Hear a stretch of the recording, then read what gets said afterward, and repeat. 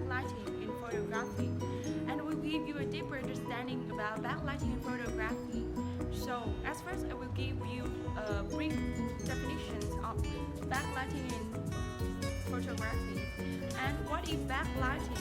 Backlighting is the process of illuminating and brightening the subject from the back. And in other words, the light instrument and the viewers face each other and with the subject in between. And the light instrument can be the artificial or can be the natural one. So the natural is the sunlight, like you see as behind me, and the artificial light can be the street lamp or the flash, etc. So I will give you a feeling of interested in the backlighting photography by give you some effects of this kind of photography. So what is the effect of the backlighting in the resulted photos? And as you see, it will give you the halo effect on the shoulders and on the head. So you see on the head and the shoulders of me, there's a halo effect. It can make the image become more emotional and become more wonderful.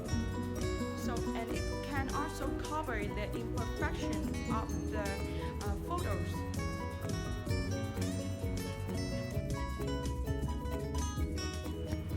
So there are some tips for you guys to follow to have some beautiful, wonderful backlighting images.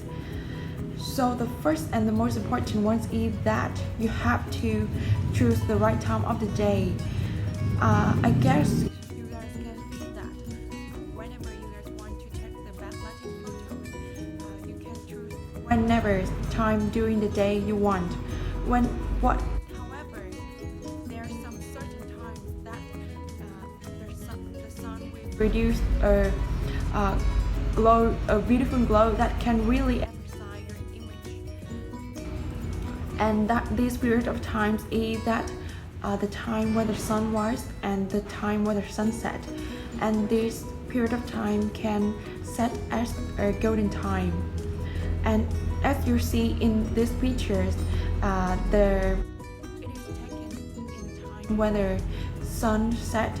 So it is quite beautiful and attract attention from the people. So the second one is the light source. We have to choose the directions and the intensity of the light. So when we take the backlighting photos, the light will shine straight into the lens, so it can lead to the contrast of the image can be significantly reduced, and its sharpness also decrease. And generally, if the light source in the back is too harsh, the face of the subject is quite often dark, or the image is overexposed. As you can see in these pictures, the face of the man is become darker and the background is become more overexposed. And the solution is that we can brighten areas with deep shadow with the aid of a reflector. Holding up facing the light source and slowly adjust the angle until the right amount of natural light is reflected towards your desired areas and the subject is properly lit. And you can see that in these pictures, the girl's face will become more brighter, and this can produce a more better image.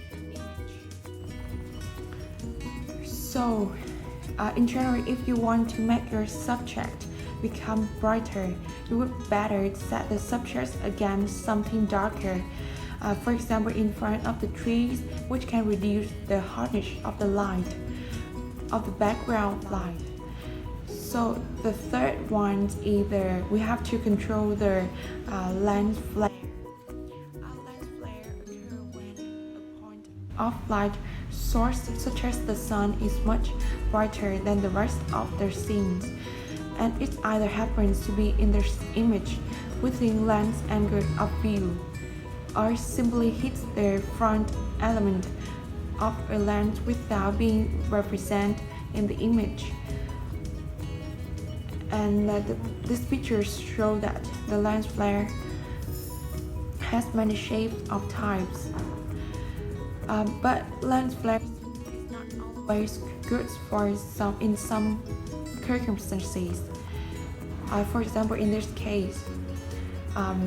But we also have some solutions, and the solutions I can find is that we can use the lens hood to control the unnecessary light come into the lens.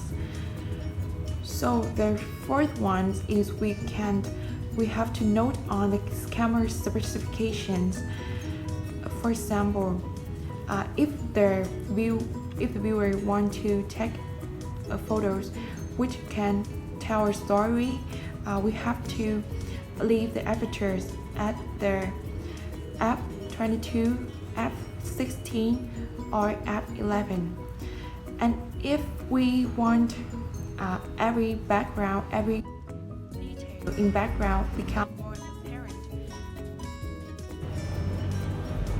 or we can emphasize the main characters, we have to leave the apertures. We should leave the apertures at f1.4, f1.6, f1.8, or f1.20. As you can see in these pictures, this animal can become more apparent. So the fifth one is we have to note on the metering mode. So in this kind of photography, you should choose a spot metering mode, which can help us meter the light at the center point. And we should set the exposures from 2, 3 to 1 electric volt.